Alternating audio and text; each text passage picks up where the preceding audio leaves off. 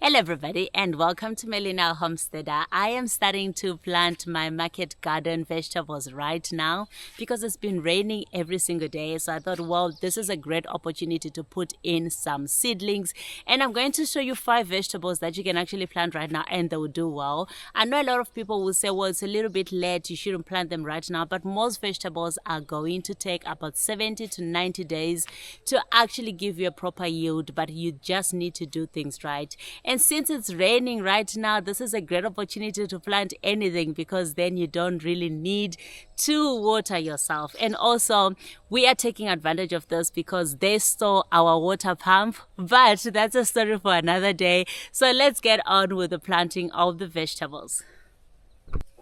But first, let me show you the vegetables that you can plant right now. This variety of seedlings, they are from Stuck Eyes, and I decided to buy seedlings because it's just going to be easier because we need to harvest these vegetables before the cold starts. And our cold month, winter, is usually June, July, so I need to have harvested this by then. Anyway, I got some tomatoes here. These are different varieties. I got a Rafano and a Kilele. These are going to be ready within 75 days to 80 days, so we'll be starting to harvest then. I also got some onions. Onions are going to take a long time, 3-4 months. So I know that by the time we are in winter, I will have lots of onions to make soup. I also got some cabbages. Usually people plant cabbage in winter, but honestly there are a lot of cabbage varieties that you can grow all year round, and especially in our hot climates we need cabbage that is super heat resistant. And this said, I don't know the name. I'll try to put it up here so that you can find the variety yourself. This one can be grown all year round. I also got some beetroots. Beetroots can be grown all year round as well. And I got some cucumbers. These are English cucumbers. They don't really do well when it's too hot, but let's give them a try and see how it goes. But cucumbers are going to take about 80 days to harvest, so we are not so stressed about how they're going to turn out.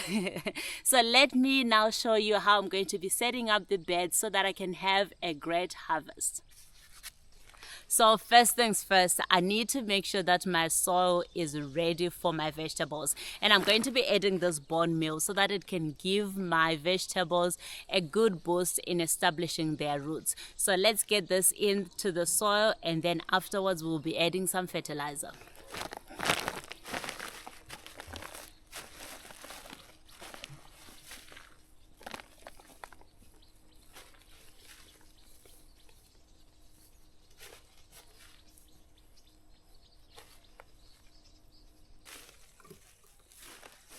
Now, the nice thing about this bone meal is you just have to put just a little bit, sprinkle just a little bit, not too much. Usually when you're actually planting your vegetables, you just put a little bit before you put in your seedling. But this time around, I'm just going to be sprinkling.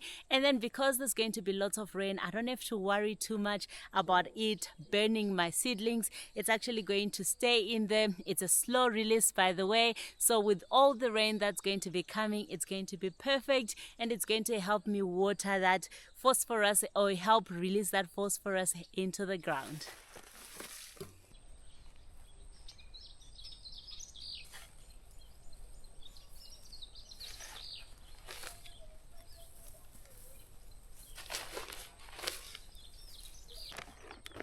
Now I am going to sprinkle in this fertilizer. This is a brand that is certified organic, but you can use any other brand that you prefer. But we grow most of our vegetables, all our vegetables are organic. We try to reduce any toxic chemicals onto our homestead, so as much as possible everything is organic or biodegradable. So yeah, let's now add this fertilizer onto the beds that we're going to be growing on, and then afterwards we rake the soil.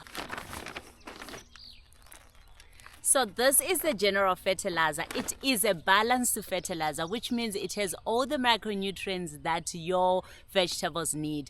But this is not the type of fertilizer that you're going to use later on when your vegetables are now producing fruit, because their needs will be different then. So this one is just to establish. A lot of the times when people don't use fertilizers, they use compost, because compost is naturally balanced. So usually they'll add in some compost onto their beds and then they'll start planting their new vegetables. But we don't have compost here, and we know that our soil is not going to have all the nutrients that our vegetables need, and I need to harvest this within 75 days, you guys. So I need to make sure that they are well nourished, hence I am adding this fertilizer. But if you have compost, add in some compost in there. You can totally grow with just compost and not fertilizers. We are going to be growing on a larger scale this year, so I don't know if composting is going to be top of mind.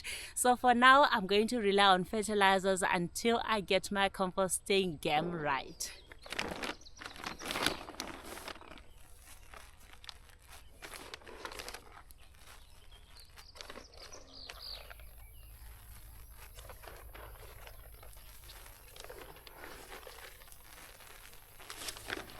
Another thing to note about these type of fertilizers is they are slow release fertilizers. I'm not expecting miracles, no, because I know it's gonna take time compared to synthetic fertilizers. So I'm thinking maybe it's gonna take about 2-3 weeks to a month for them to actually start being absorbed by the vegetables.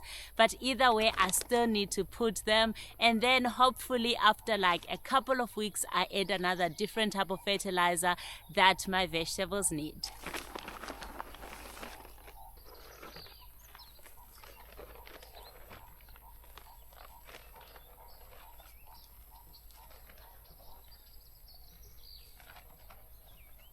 Now that I've added the bone meal and the fertilizer in here, it is time to rake it. This is just going to allow it to mix into the soil, and then once I plant the vegetables, I don't have to worry about adding extra fertilizers while planting. So this is just an easier way to get all the work done all at once. So yeah, let's now rake the fertilizer and the bone meal into the soil. This just allows it to go in there, but you know that the rain or the watering is the thing that's actually going to make it dissolve nicely so that the vegetables can take it in through their roots.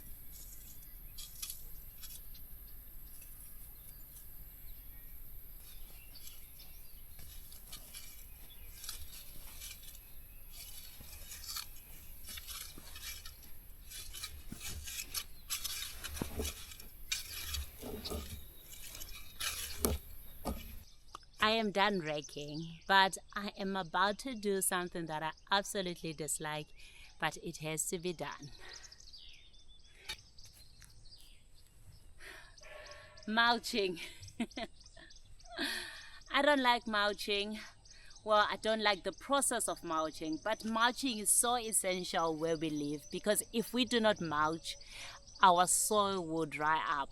We go long periods without rain, and we're actually quite surprised there's so much rain this year, because last year we didn't have this much rain. But anyway, we definitely need to mulch. If we don't mulch, then our ground is going to be so dry, and we need everything that's going to help us to just contain that moisture in the soil. So we are going to mulch. The grass we are using to mulch is the grass we actually cut out from this area. So now we're just going to put it back where it came from. And I like mulching before putting in the seedlings because it's just easier. Then I just get to open up a little hole in there and then put in the seedling. So let's mulch, but only the areas where we are going to plant, because Masana got us someone who can help now. So they will come another day and they'll finish off the mulching on the other beds that I won't be able to do today. I know, I'm showing off. I got a helper now. Anyway, let's get on with the mulching.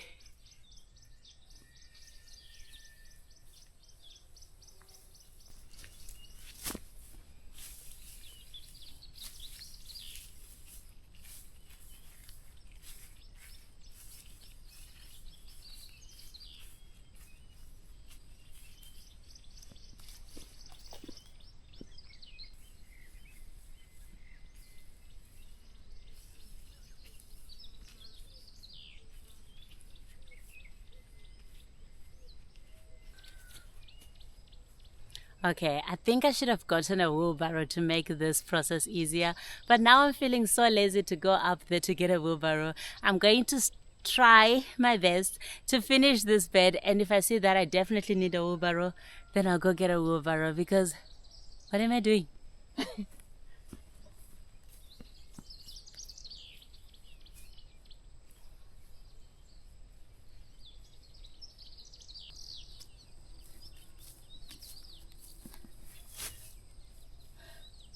Listen, we are nearly done.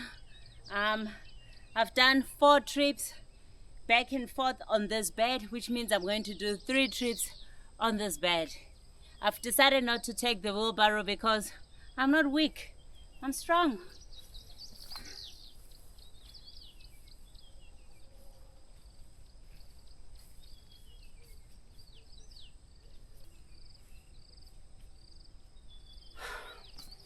Okay, maybe 4.5 trips, but we are nearly there.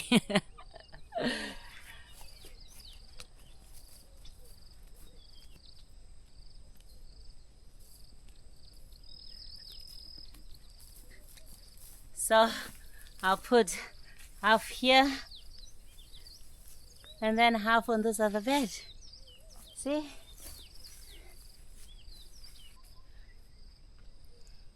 We're done. Let's do the other bed.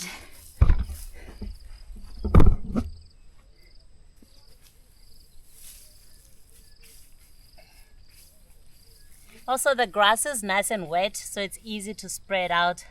I never knew this. The wetness would actually help in any way, so this is nice. This is really nice. Makes it so much easier.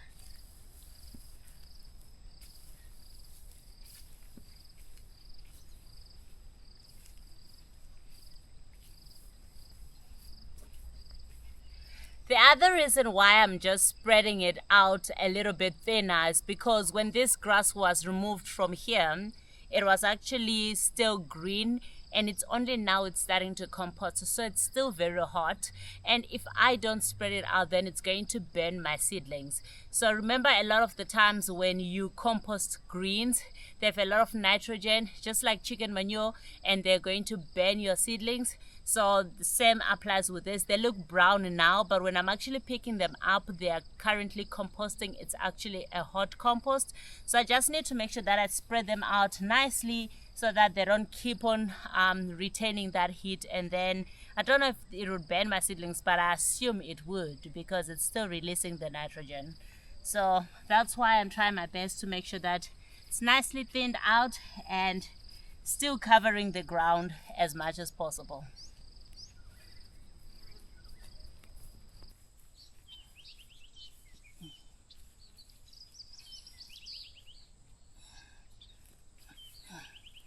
So we are done with that. Now I want to put in my tomatoes. I ideally would have preferred to have this with a trellis already, but the rain is here now and I don't have a trellis set up, so we'll put in the trellis a little bit later. So I'm going to put in tomatoes and cucumbers onto this bed, and then the vegetables that do not require a trellis, I'll put them in another bed. So yeah, let's get planting. This is the last step of what I am doing today, so I'm super excited because I'm just nearly there.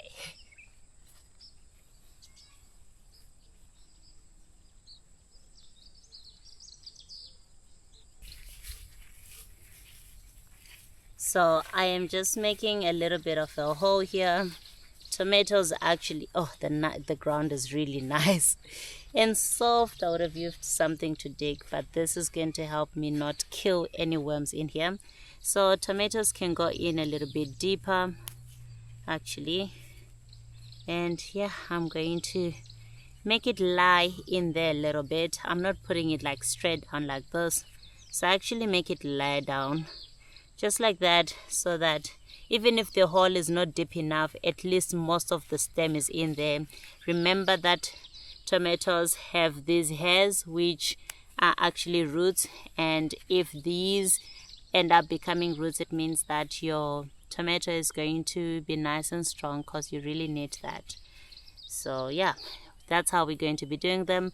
We put them into a deep hole, almost up to this level where the leaves start. You can actually remove most of the leaves and then leave it like this. If you don't have a bigger hole, you can just make it lay down like that and cover it up with soil, and it will grow just fine because it ends up just coming back like that. So yeah, both ways work. I'm just gonna make a little bit of a hole instead because, well, I don't really have a reason. That's how I'm just gonna do it.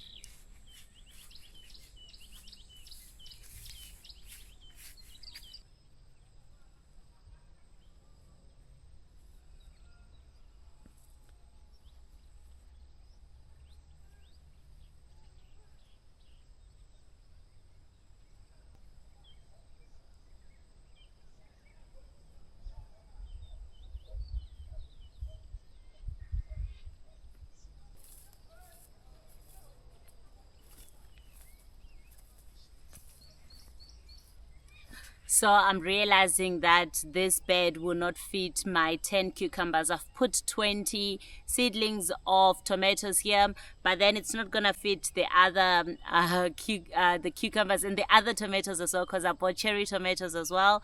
So I'm gonna use this bed here, and now we're going to have 2 beds with trellises. So that's gonna be a lot of work, but there's nothing we can do. Let's just get it done. Okay, so I am done planting most of the vegetables. I have put in this bed cucumbers and some tomatoes over that side, and I actually added some beetroot and cabbages towards the end, because when I put the trellis, it's going to end where the tomatoes end. So there's beetroot on here and some cabbages there. I also ended up putting some of that beetroot on here, and this bed still has just the tomatoes on the one side. But we will add other things on here because we want to, diversify crops into each bed so that it's not just monocropping going on here.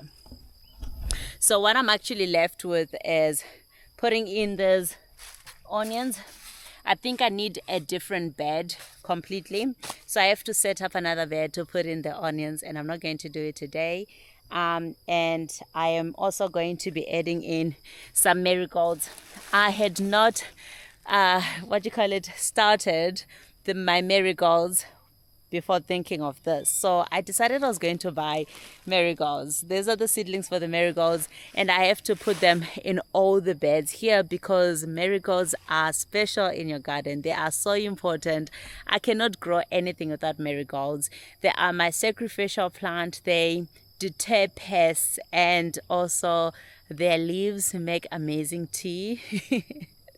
So they are everything, and I'm going to add them into those beds as my companion planting so that it's just nice and complete. Then later on, I'm going to put in a trellis on here. We're still deciding if we want to do like fencing, trellising, or we want to buy one of those reinforcement meshes. It's quite expensive, so maybe that won't work out. So we'll probably put a fence and put in some poles to hold that fence so that we can have some trellising. But yeah, that's it, you guys. So just to recap, if you want to start some vegetables that you think they are summer crops, or they're summer crops and a lot of people tell you that you can't plant them, if you still have at least 2 months, try them out. They'll probably grow, they'll probably do well. And also the other thing that's really important is to make sure that the variety that you're using is going to grow, because sometimes we buy these heirloom seeds and all that other stuff, and then you put it in your garden or on your farm and then it doesn't grow. But seeds from places like Stuck Eyes here in South Africa, they are going to do well because that's what commercial farmers actually use. So they'll do fine. Also, remember to set up your beds well. I always add some bone meal in there just to help my soil retain those nutrients. It's a slow release, but I know that it's going to help the roots of my vegetables. And then I always add a general fertilizer. Then later on, when I'm now fertilizing these beds, I'll show you what I use, because at different stages we need different fertilizers and different nutrients for your vegetables. So yeah, you guys, I hope you enjoyed this video. Until next time, bye bye.